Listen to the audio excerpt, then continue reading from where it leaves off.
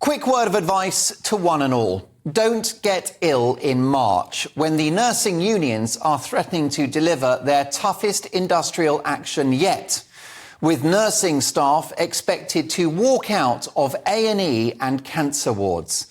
The moral case for the original strikes was slender at best, given that the nurses have a century-long tradition of not going on strike, a sacred rule tied in with their commitment to sick people, which they, for some reason, were happy to tear up this year.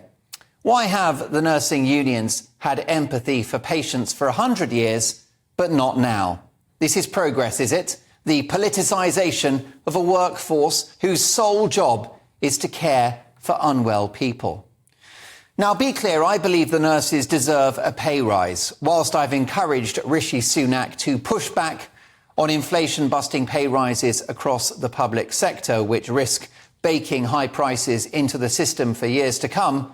It's clear that nurses deserve something, and I think they'll get their bump. What nurses do for all of us, and particularly what they did during the pandemic, is heroic.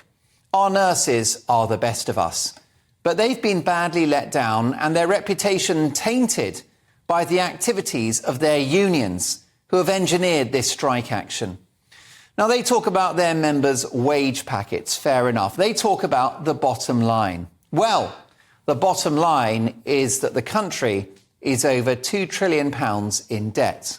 The bottom line is that we have raging inflation, which is making everyone poorer. And any public sector pay rises will prolong that agony. The bottom line is we have a wrecked economy, thanks to the experiment of lockdowns, of which all of the unions were such fans. You reap what you sow.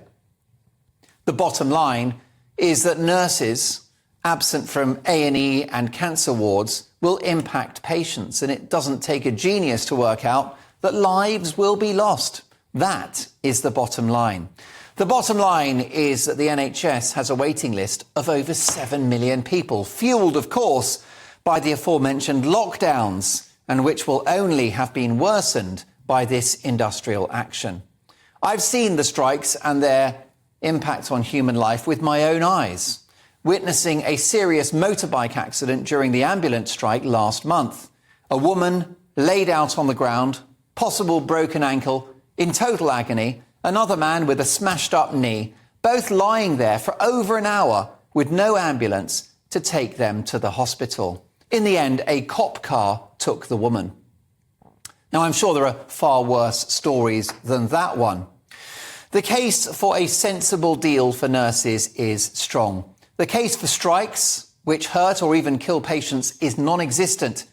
Just think about that for a moment. They're considering walking out of A&E and cancer wards. This action is very bad for the reputation and perception of both nurses and the NHS itself. And frankly, it's enough to make you sick.